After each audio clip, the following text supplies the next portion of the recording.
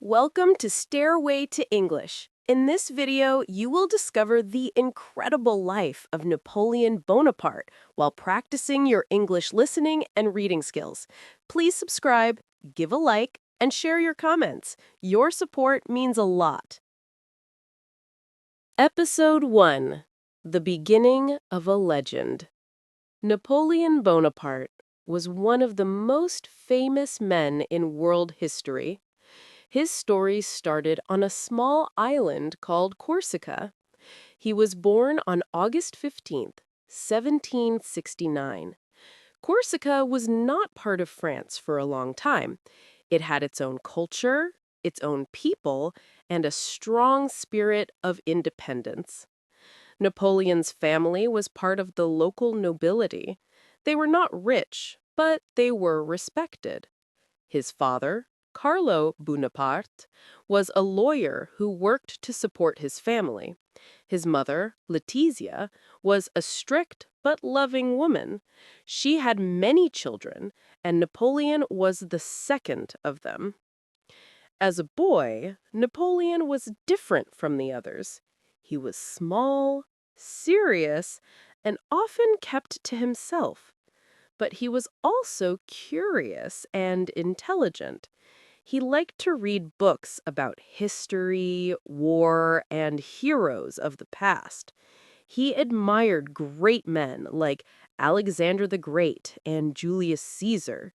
These names filled his young mind with dreams of glory. At the age of 9, Napoleon was sent to the French mainland to study. This was a difficult time for him. He spoke Corsican and Italian better than French. His French was weak, and other students laughed at his accent. He felt lonely and different. But instead of giving up, he worked harder. He studied mathematics, history, and geography. These subjects were important for a military career, and Napoleon wanted to become a soldier. When he was 15 years old, he was accepted into a military school in Paris. This was a big step for him. Life in Paris was more difficult. He was poor compared to the other students, who came from rich, noble families. He wore his clothes longer, ate less, and had fewer friends. But Napoleon focused on learning. He became strong in math and strategy. His teachers noticed his talents. They said he was serious, disciplined, and ready for leadership. In 1785, Napoleon was only 16 years old. He became a second lieutenant in the French army. He was very young, but he already had the qualities of a leader. However, his early years in the army were not easy. France was still a monarchy, and the army was controlled by noble officers. Many of them did not respect Napoleon because he came from Corsica and had little money. But Napoleon believed in himself. He spent his time reading more books about military history. He studied how battles were fought, how leaders made decisions, and how wars were won. His mind was full of ideas. While Napoleon was beginning his military life, France was about to face great changes. The French Revolution started in 1789, just 4 years after Napoleon joined the army. The revolution was a time of chaos and transformation. The people of France wanted freedom, equality, and new rights. They fought against the old system of kings and nobles. This situation created both danger and opportunity for young officers like Napoleon. Napoleon returned to Corsica during the early years of the revolution. At first, he wanted to support Corsican independence. He believed in freedom for his island. But soon he realized that Corsican leaders were against him. They rejected him and his family. This was a painful experience. The Bonaparte family had to leave Corsica and move to France. It was a turning point in his life. From that moment, Napoleon decided his future would not be in Corsica, but in France. Napoleon's chance came in 1793, during the Revolution. The French army needed strong and talented leaders, and Napoleon showed his ability in the siege of Toulon. Toulon was a city controlled by forces against the revolution, and they had help from the British Navy. Napoleon, still a young officer, created a plan to attack with artillery. His plan worked, and the city was won by the French. For his bravery and intelligence, he was promoted quickly. This was the first time the world noticed him.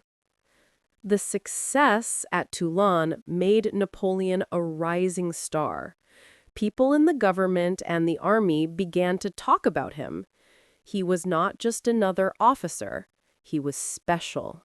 He had courage, knowledge, and vision. He showed that he could think differently, and he was not afraid to take risks. This was the beginning of Napoleon Bonaparte's rise.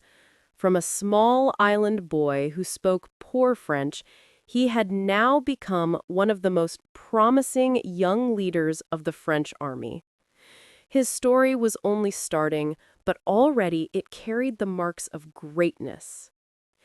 He had faced loneliness, rejection, and poverty, but he turned these difficulties into strength.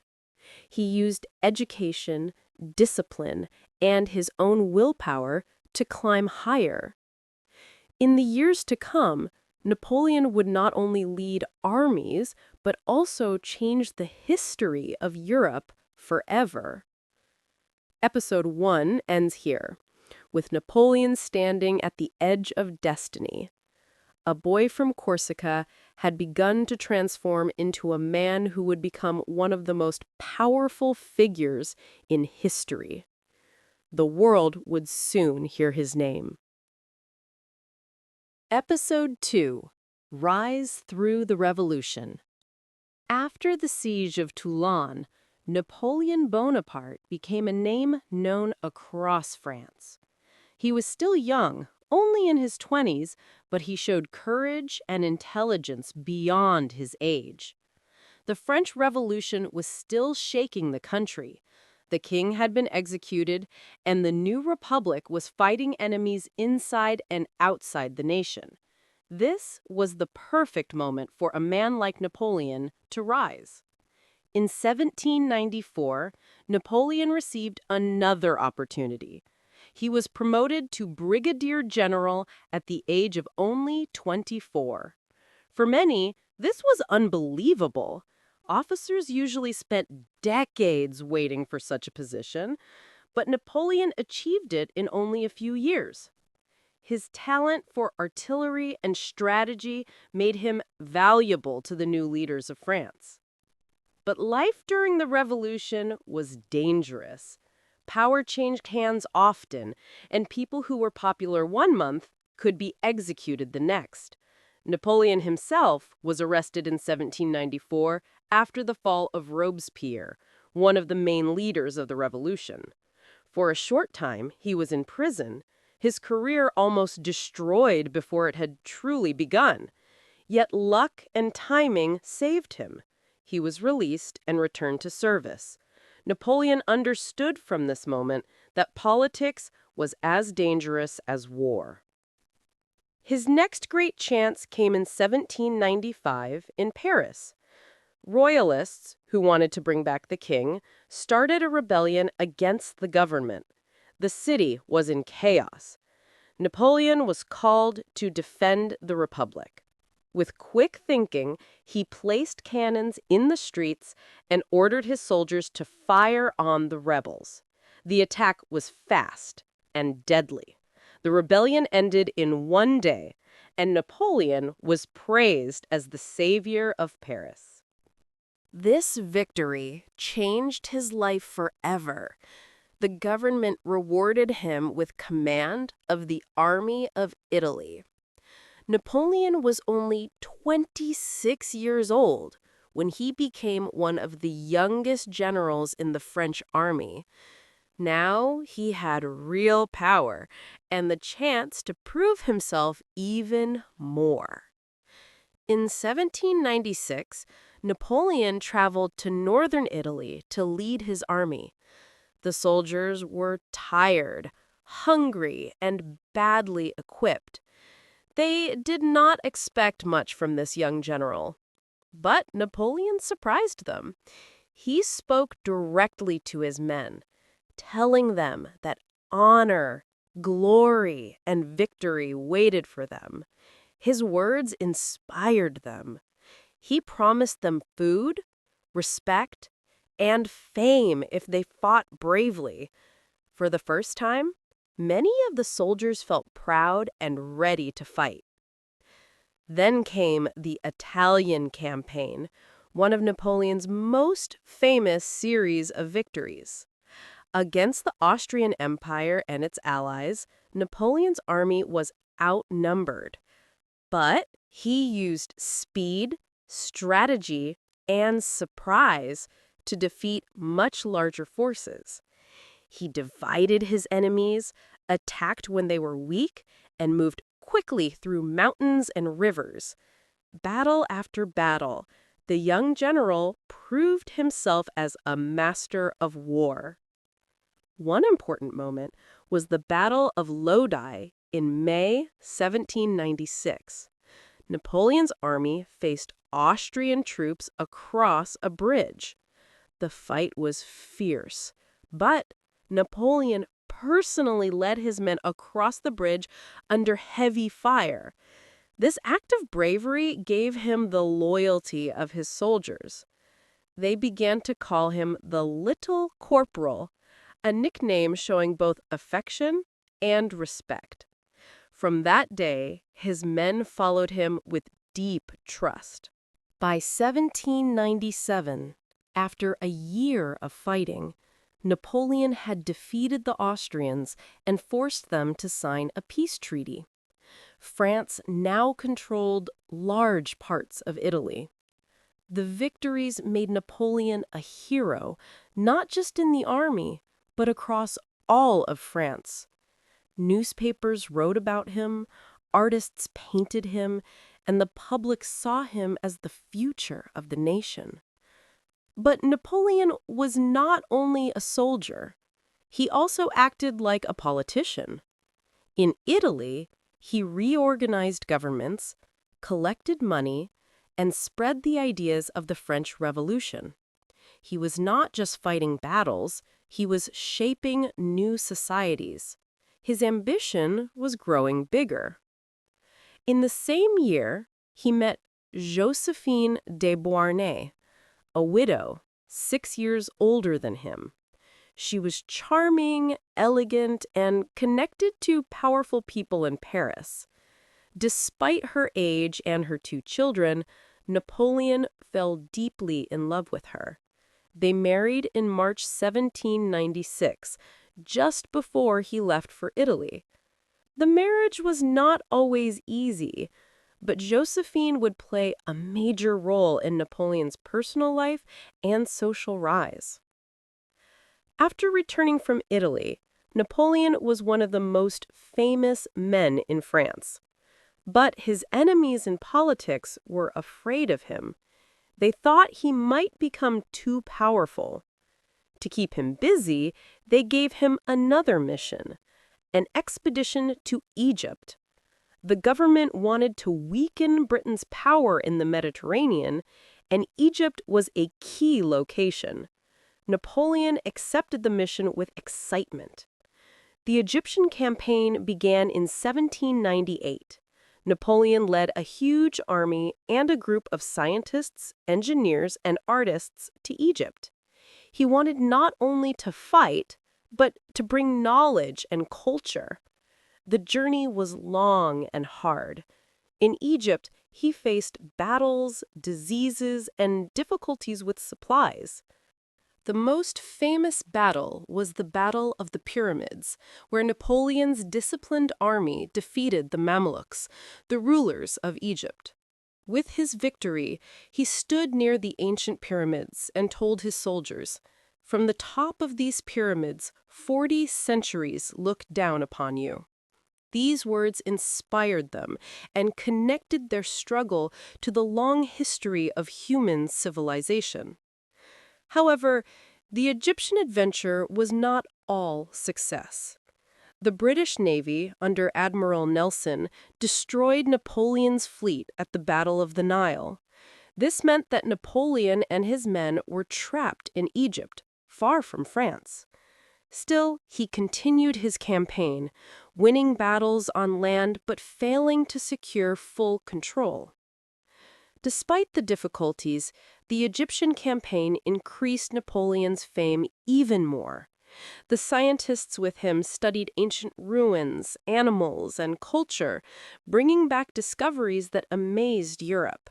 The famous Rosetta Stone, which helped to understand Egyptian writing, was found during this expedition.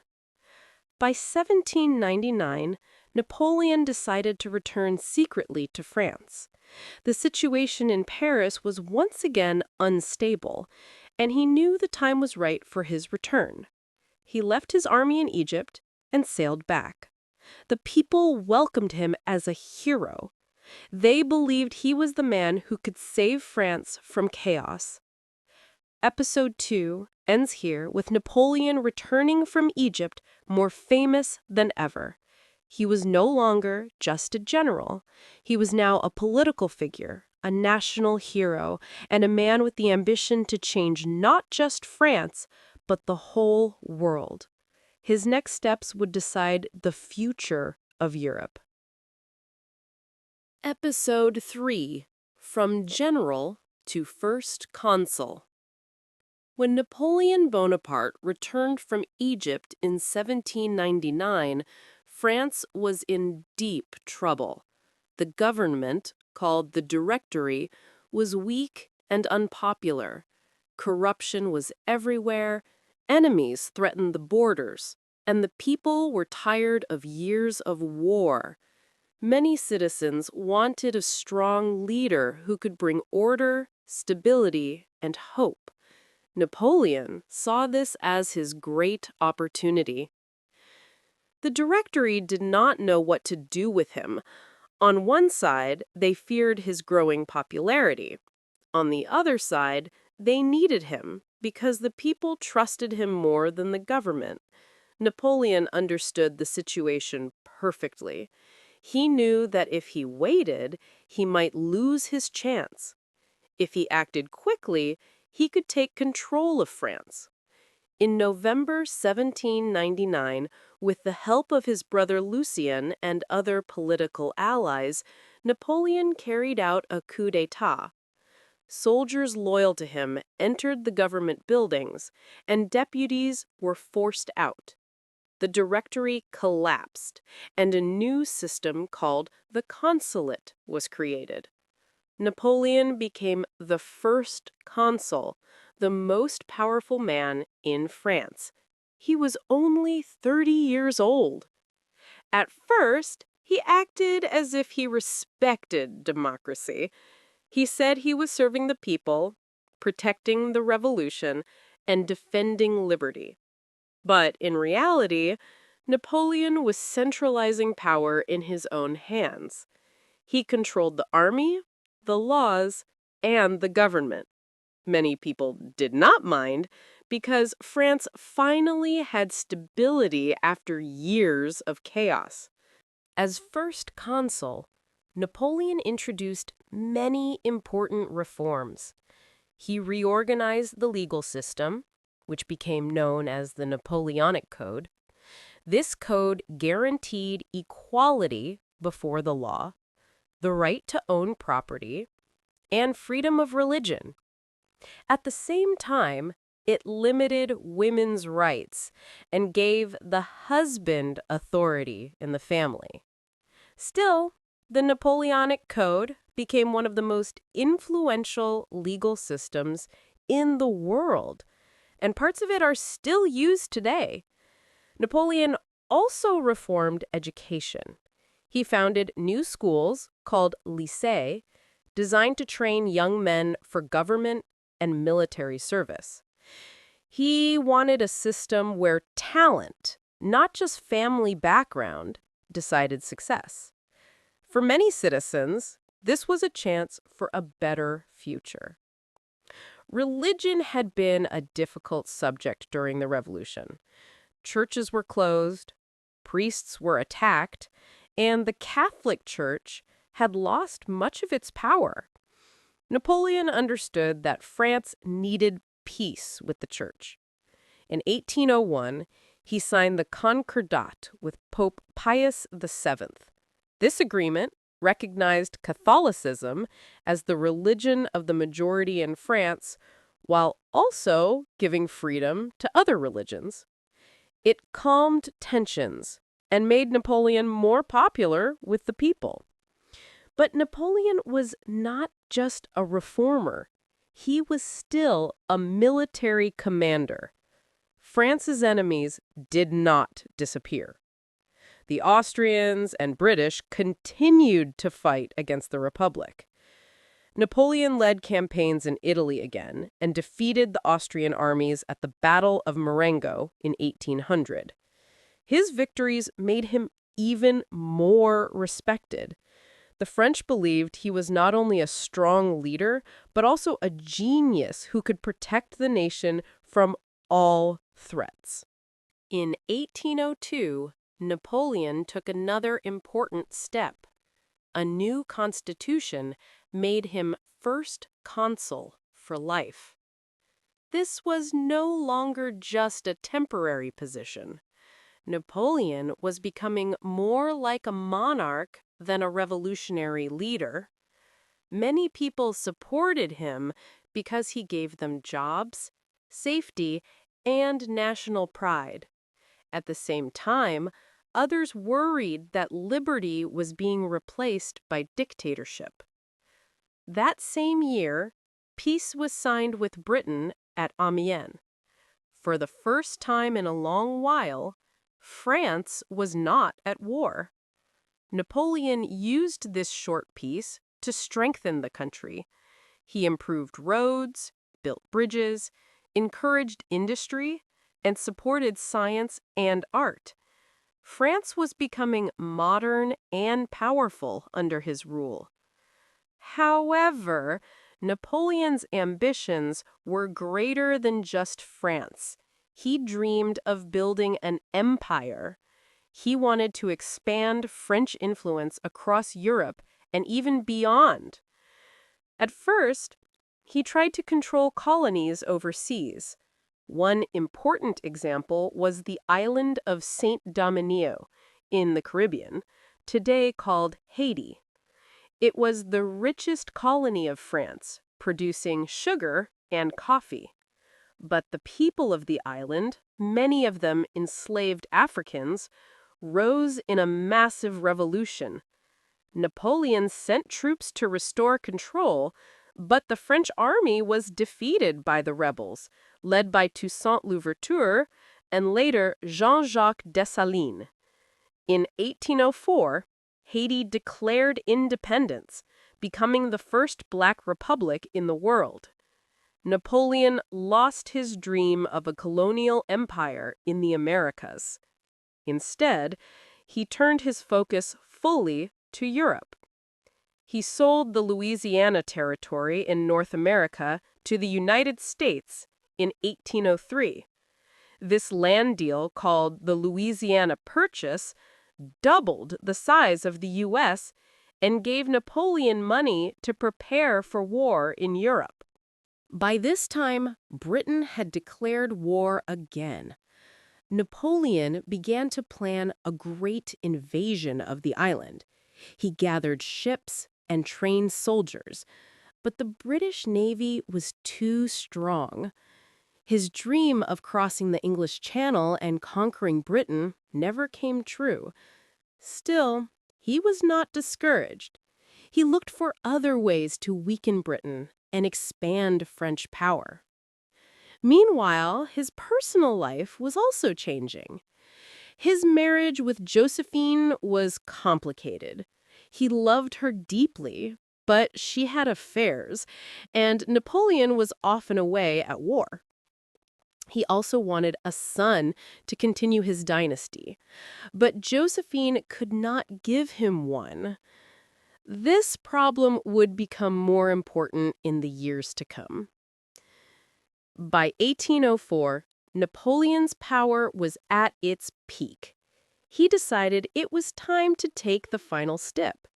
With the support of the army and the approval of the people through a vote, Napoleon crowned himself Emperor of the French in a grand ceremony in Paris.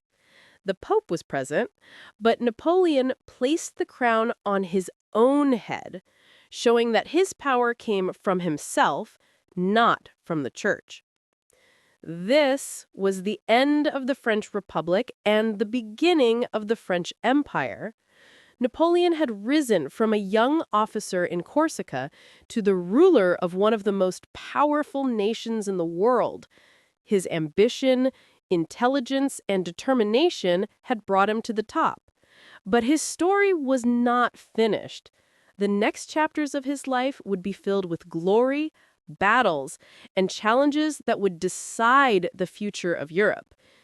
Episode 3 ends here, with Napoleon, now emperor, ready to shape history with his armies and his vision of empire.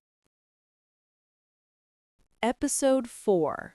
Napoleon as Emperor of France. When Napoleon became Emperor of France in 1804, he stood on the top of power.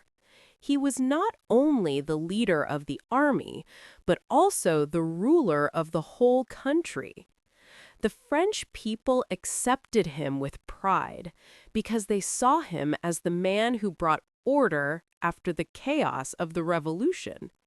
He wore a crown on his head, but he was different from kings before him.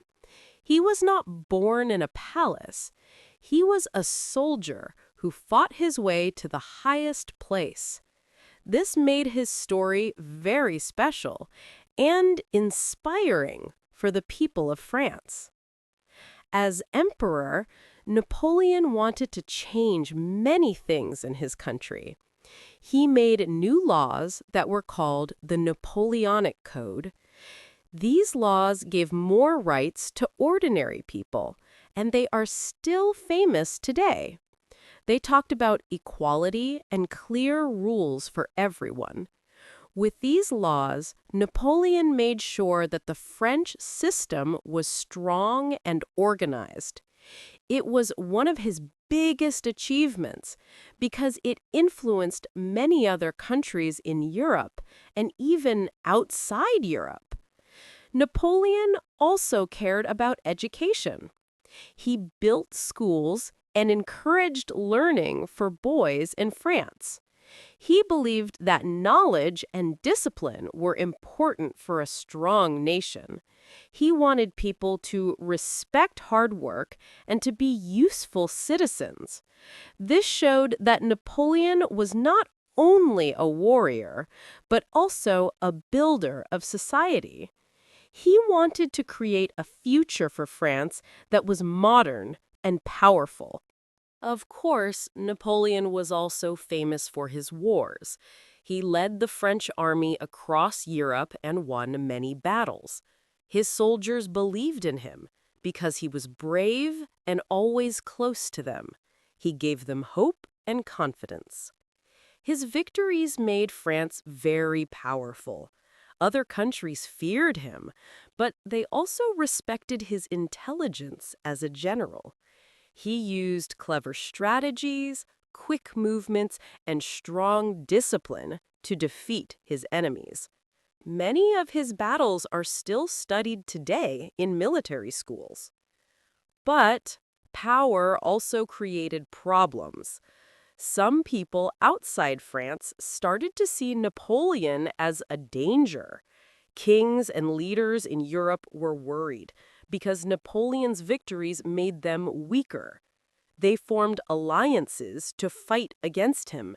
This began a long time of wars that were called the Napoleonic Wars. Europe was full of battles and soldiers were everywhere. Napoleon wanted to build an empire, but it meant that millions of lives were affected by war. One of his greatest successes was the creation of a large empire that stretched across much of Europe. Countries like Spain, Italy, and parts of Germany were under his control. He placed his family members as kings and rulers in different places. He believed that this would help him keep control and spread his power. At first, it worked, and France seemed unstoppable.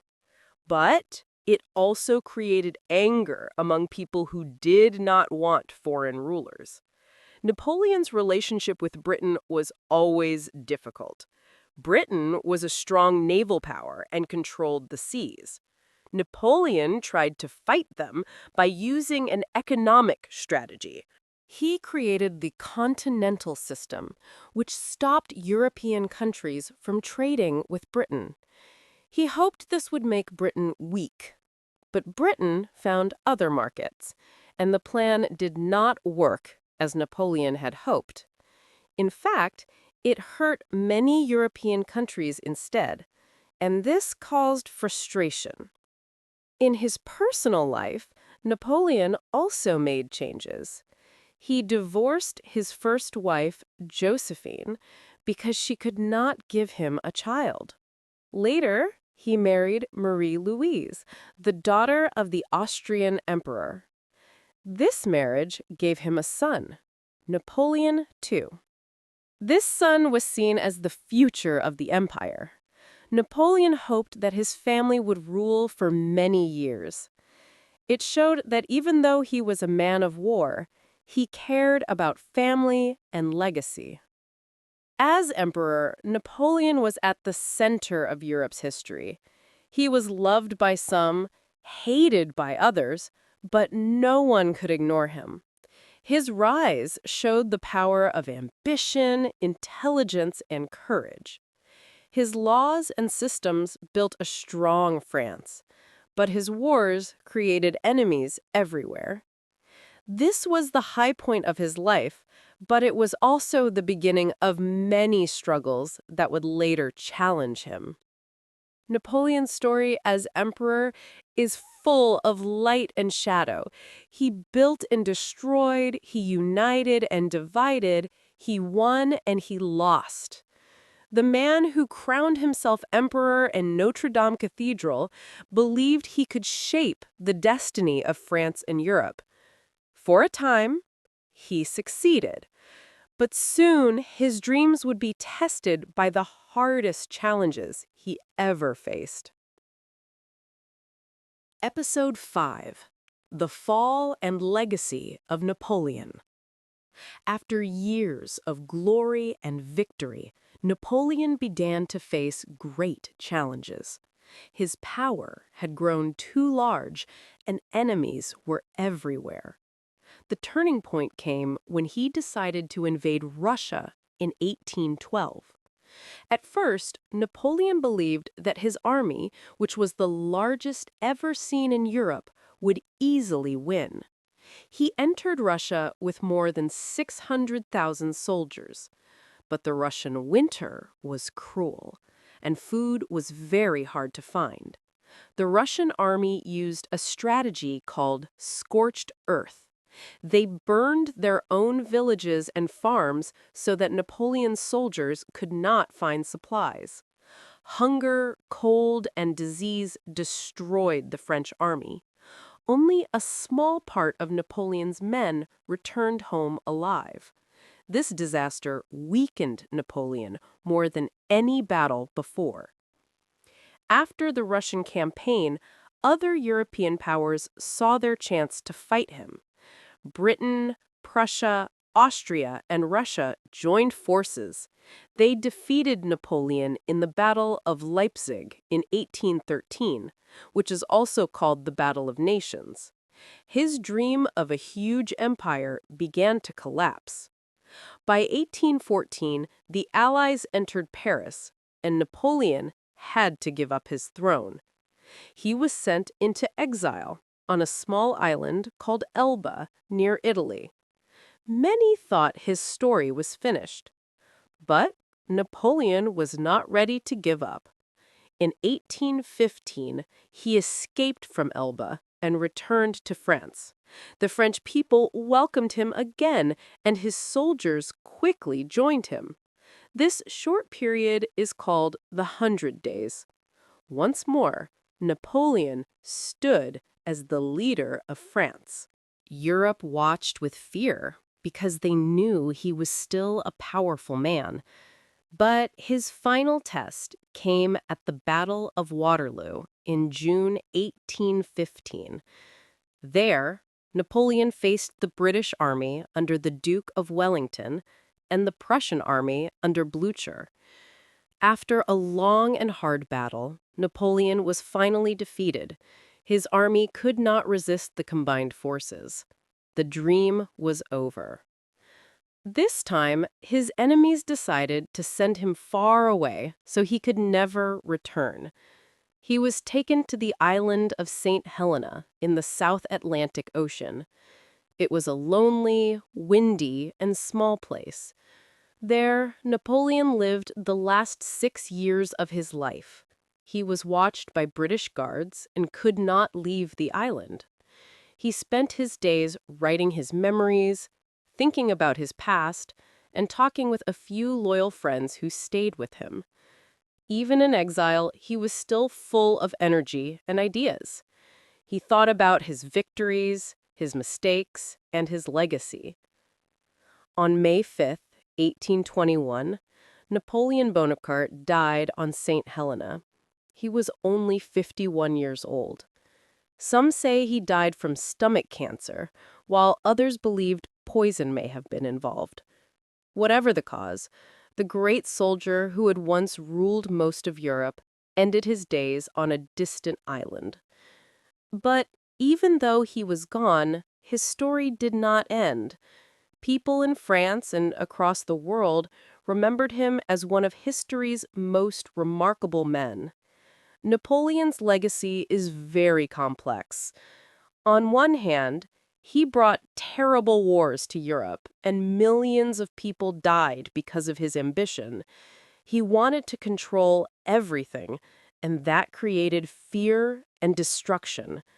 On the other hand, he also created lasting systems and ideas. His Napoleonic Code changed the law not only in France, but also in many other countries. His ideas about equality, merit, and education shaped modern Europe. He proved that talent and intelligence could lift a man higher than birth or class. For the French people, Napoleon became a symbol of strength and pride. Even after his death, they remembered him as the man who made France powerful and respected. In 1840, his remains were brought back to Paris, and he was buried in the famous Les Invalides. Today, his tomb is still visited by millions of people from around the world. They come to see the resting place of a man who changed history. Napoleon's life teaches us about ambition, courage, and limits. He showed that one person can rise from nothing and achieve greatness. But he also showed that too much ambition can lead to downfall. His story is full of lessons for leaders, nations, and individuals. He reminds us that success can be bright, but it can also be dangerous if not guided by wisdom and balance. The incredible life of Napoleon Bonaparte was like a storm. It rose quickly, reached great heights, and then ended in silence. But the mark he left on the world is still strong. His name continues to inspire, to warn, and to fascinate. Napoleon was not just a man of war. He was a maker of laws, a builder of nations, and a dreamer of empires. His story will never be forgotten because it belongs not only to France, but to all of human history.